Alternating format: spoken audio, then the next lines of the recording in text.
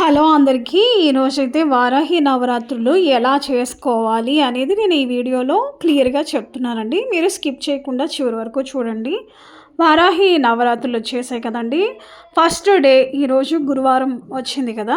మార్నింగే నేనైతే పీఠం పెట్టుకున్నాను.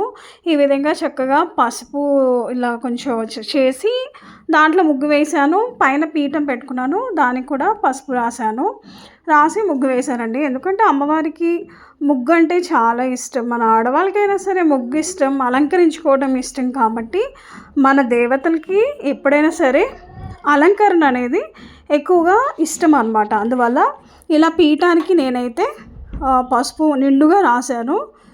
మనకి వారాహి అమ్మ యొక్క విశిష్టత ఏంటంటే, అమ్మవారికి మనకి ఒక పక్కన తదాస్తు దేవతలు, మరో పక్కన ధన్వంతరి స్వామివారు ఉంటారంట.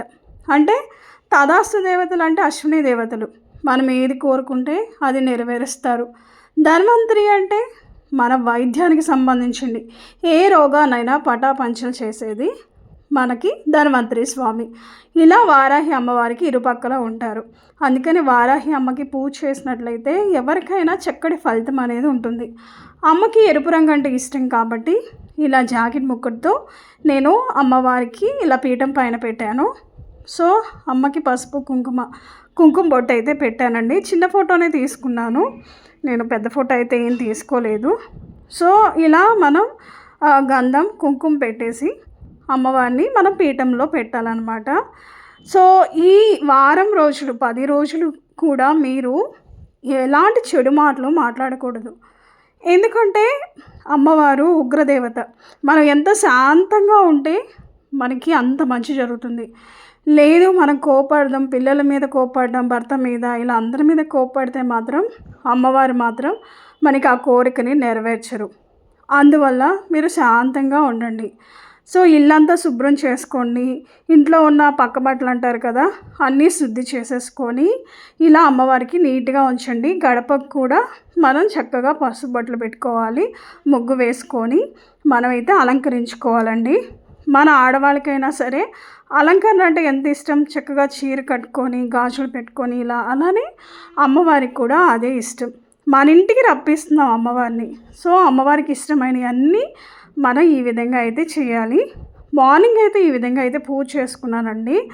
ఈవినింగ్ టైంలో అమ్మవారికి ప్రసాదం కింద చక్కెర పొంగలి కానీ, పరమాన్నం కానీ, పులిహోర కానీ, ఏదైనా మన బియ్యం రైస్కి సంబంధించింది ఏదైనా ఒక ఐటెం అనేది అమ్మవారికి పెట్టాలి. అమ్మకి ఎక్కువగా దానిమ్మ పళ్ళు అంటే చాలా ఇష్టం. సో అవి కూడా మీరు అమ్మవారికి చక్కగా పెట్టండి, ఫ్రూట్స్ అయితే. అదేవిధంగా ధూపం వేసేటప్పుడు అమ్మవారికి ఎండుమిరపకాయలు, మిరియాలు, లవంగాలు ఇలా ఘాటైనవి అమ్మవారికి సాంబ్రాణి ధూపం వేయండి. ధూప్ స్టిక్స్ తెచ్చుకొని అమ్మవారికి అలా ఈవినింగ్ టైంలో చేయాలి పూజ. మార్నింగ్ అయితే పీఠం పెట్టి మామూలుగా అయితే మనం పూజ చేసుకోవాలి.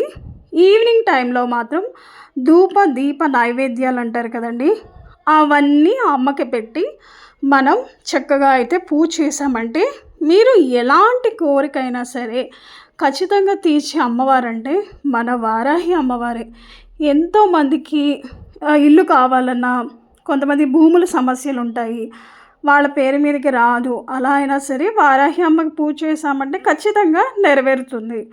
అందువల్ల వారాహి అమ్మకి పూజ చేయండి. రియల్ ఎస్టేట్ ఉన్న వాళ్ళకి, వడ్డీ వ్యాపారం వాళ్ళకి, అదే వ్యవసాయం చేసే వాళ్ళకి వారాహి అమ్మ మాత్రం మనకి చక్కగా ఫలితాన్ని అయితే ఇస్తారు. ఏదైనా రోగం ఉందనుకోండి, దానికి డాక్టర్స్ దగ్గరికి వెళ్ళినా కూడా పరిష్కారం దొరకదు. అలాంటప్పుడు అమ్మ కాళ్ళు పట్టుకుంటే అమ్మ ఖచ్చితంగా నెరవేరుస్తారు. సో అంత మహిమ గల అమ్మ మన వారాహి అమ్మ. సో ఇలా లక్ష్మీదేవి కూడా నేనైతే విష్ణుమూర్తిని ఇలా పెట్టానండి. విగ్రహం నాకు వారాహి అమ్మది లేదు.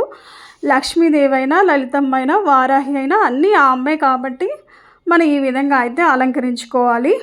అమ్మకి ఎరుపు రంగు అంటే ఇష్టం కాబట్టి పూలు కానీ, జాకెట్ ముక్క కానీ అన్నీ నేను ఎరుపు రంగే వాడానండి. మీ ఇష్టం, ఎవరైనా యూస్ చేయొచ్చు ఏదైనా. కానీ మన అమ్మవారికి ఏది ఇష్టమో మన ఇంటికి తెప్పిస్తున్నాం కాబట్టి తనకి ఇష్టమైన అన్నీ అలంకరణ చేస్తే ఖచ్చితంగా మన ఇంట్లో ఉంటారు. ఈ 10 రోజులు మన ఇంట్లో అమ్మవారు ఉంటారు. సో మనకున్న బాధలన్నీ తీరుస్తారు. ఎవరొచ్చి తీరుస్తారండి బాధలు? ఆ అమ్మవారి కాళ్ళు పట్టుకుంటే మనకి ఈ 10 రోజులు ఖచ్చితంగా చేశామనుకోండి చక్కగా సక్సెస్ అవుతుంది. అమ్మవారి మూల మంత్రం ఒకటి, అమ్మవారి అష్టోత్తర శతనామావళి, ఇంకా 9 అమ్మవారి నామాలు ఉంటాయండి. ఇవి మనం చదువుతూ ఉండాలి. మీరు నిష్టగా చేయండి. మీ సమస్య ఎంత బలంగా ఉండాలంటే మీరు చేసే పూజ కూడా అంత నిష్టగా చేసినప్పుడే మీకు ఫలితం అనేది తగ్గుతుంది. అంటే మాంసాహారం తినకూడదు. మీరు కింద చాప మీదే పడుకోవాలి. అంతేగాని మంచం మీద పడుకోవడం, మాంసాహారం తినటం, ఉల్లిపాయలు వెల్లిపాయలు ఇలాంటివి అసలు దరిదాపుల్లో కూడా రాకూడదు. మీరు ఉపవాసం ఉన్నారనుకోండి ఇంకా మంచిది. ఎందుకంటే ఈవినింగ్ పూజ కాబట్టి మార్నింగ్ నుంచి మనం పాలు పండ్లు తీసుకొని ఈవినింగ్ అమ్మవారి పూజ అయిన తర్వాత మనం అన్నం తినొచ్చు. ఇలా నియమనిష్టలతో 9 రోజులు మీరు ఈ పూజ చేశారంటే అమ్మవారు ఖచ్చితంగా మన కోరిక అనేది నెరవేరుస్తారు. ఎందుకండి ఇప్పుడు డాక్టర్స్ దగ్గరికి వెళ్ళామనుకోండి, ఈ రోగానికి పరిష్కారం తెలియదని చెప్పేస్తున్నారు. ఇంకెవరిని అడగాలి? అమ్మవారినే అడగాలి కదండి. ఇక అమ్మ కాళ్ళు పట్టుకున్నామనుకోండి, అమ్మే మనకి చక్కగా నెరవేరుస్తారు. మార్నింగ్ పూజ కాబట్టి నేను ఈ విధంగా అయితే మామూలు సాంబ్రాణి పుల్లలతో ఒక దానిమ్మ పండు పెట్టేసేసి అమ్మవారికి అయితే పూజ చేస్తున్నాను. ఈవినింగ్ టైంలో అయితే మనకి నచ్చిన ప్రసాదాలు అయితే చేసి అమ్మవారికి పెట్టొచ్చండి. ఈ 9 రోజులు మాత్రం మీరు నియమ నిష్టలతో చేయండి. సో మధ్యలో ఇలా పీరియడ్ టైం ఉంది అన్నప్పుడు మాత్రం మీరు చేయకపోవడమే మంచిది. అదేవిధంగా మొదటిగా అమ్మవారి ఫోటో పెట్టాలి అంటే ఇది ఇప్పుడు ఆషాఢం మూటం కాబట్టి మీరు ఫస్టే స్టార్ట్ చేసినప్పుడు మాత్రం అమ్మవారి ఫోటో పెట్టి ఇలా పూజ అయితే చేయకూడదు. కొంతమందికి ఇంట ఉండదు అంటారు కదా. ఇది సెకండ్ టైము నేను ఆల్రెడీ చేశాను అన్న వాళ్ళు మాత్రం పెట్టుకోవచ్చు. లేదు నేను ఇప్పుడే పెడుతున్నాను అన్నప్పుడు మాత్రం ఈ పూజ చేయకపోవడమే మంచిదన్నమాట. సో ఈ విధంగా అమ్మవారికి ఎర్రని పువ్వులతో నేనైతే అలంకరించానండి. ఇంకా ఎర్రని ఒత్తులు కూడా ఉంటాయి, వాటితో అయినా చేయొచ్చు. సో మన ఇష్ట ప్రకారంగా ఎలాగైనా పూజ అయితే చేసుకోవచ్చండి. కానీ చక్కటి ఫలితం అయితే వారాహి అమ్మవారు అయితే మనకి అందిస్తారు. సో ఈవినింగ్ టైంలో మాత్రం మీరు ఖచ్చితంగా దానిమ్మ పళ్ళు అయితే పెట్టండి. అదేవిధంగా పులిహోర కానీ దద్దోజనం కానీ చక్కెర పొంగలి ఇలా ఏదో ఒక ఐటెం అయితే అమ్మవారికి నైవేద్యంగా పెట్టండి. వడపప్పు, పానకం ఇలా అసలు అమ్మవారికి ఎంతో ఇష్టమైంది పానకం, బెల్లం పానకం, దాంట్లో మిరియాలు దంచి యాలకుల పొడి వేసి అమ్మవారికి నైవేద్యంగా పెట్టాలి. అమ్మవారికి ఎంతో ప్రీతికరం బెల్లం పానకం అంటే. అదేవిధంగా చలిమిడి వడపప్పు అయితే మీరు పెట్టండి ప్రసాదం కింద. సో ఇదండి, మనం చక్కగా ఇంట్లోనే కూర్చొని అమ్మవారికి 10 రోజులు నియమనిష్టలతో పూజ చేశామంటే లక్ష్మీ కటాక్షం లేదు, మాకు ధనం రావట్లేదు అన్న వాళ్ళకి కూడా లక్ష్మీ మనకి అమ్మవారైతే ఖచ్చితంగా మనకి నెరవేరుస్తారు. సో వారాహి అమ్మని లక్ష్మీ స్వరూపంగా కూడా కొలుస్తారు. తదాస్తు దేవతలు ఉంటారు కాబట్టి మీరు ఏ కోరిక కోరుకున్నా నెరవేరుతుంది. అనారోగ్య సమస్య ఉంటే ధన్వంతరి స్వామి ఉన్నారు కాబట్టి మనకి ఎలాంటి రోగానైనా కూడా మనకి ఇంకా అమ్మవారైతే అరికట్టేస్తారనమాట. సో ఇదండి, రియల్ ఎస్టేట్ వాళ్ళకి కానీ ఇంకా భూముల వాళ్ళకి ఈ రైతులకి అమ్మవారైతే చాలాగా చల్లగా చూస్తారు. సో ఇదండి వీడియో. నేనైతే చేసి మొదటి రోజు చేసి ఇలా అయితే నేను మీకైతే వీడియో రిలీజ్ చేశాను. మీరు చేసుకున్నారా? మీరు అమ్మవారికి పూజ చేసుకుంటే ఖచ్చితంగా కింద అయితే మీరు కామెంట్ రూపంలో తెలియచేయండి నేను చేసుకున్నాను అని. నేనైతే పసుపు గణపతిని కూడా చేసి బెల్లం అయితే నైవేద్యంగా అయితే పెట్టాను. పసుపు కుంకుమ వేసి మనం అక్షింతలు వేసి ఎలాంటి అడ్డంకులు లేకుండా ఈ 10 రోజులు చల్లగా చూడు స్వామి అని మన వినాయకుడికి అయితే మొక్కుకోవాలి.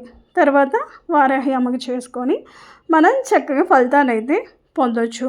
సో ఇదండి. సో అమ్మవారు మన ఇంటికి వచ్చారు ఈ 10 రోజులు అంటే మాత్రం మనకి లక్ష్మీ కటాక్షం, ఎలాంటి అనారోగ్య సమస్య ఉండదు. అదేవిధంగా పిల్లల చదువులకు కూడా చక్కటిగా మనకి ఈ పూజలు ఉపయోగపడతాయి. ఏముందండి, ఒక 10 రోజులు చేసామంటే మనకి మంచిగా ఫలితం అయితే దక్కుతుంది. సో ఇదండి వీడియో.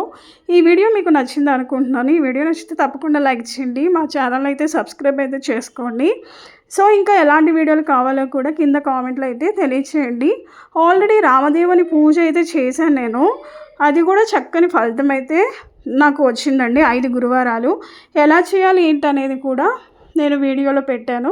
ఒకసారి వీడియోలోకి వెళ్ళి చెక్అవుట్ అయితే చేసుకోండి. So thanks for watching.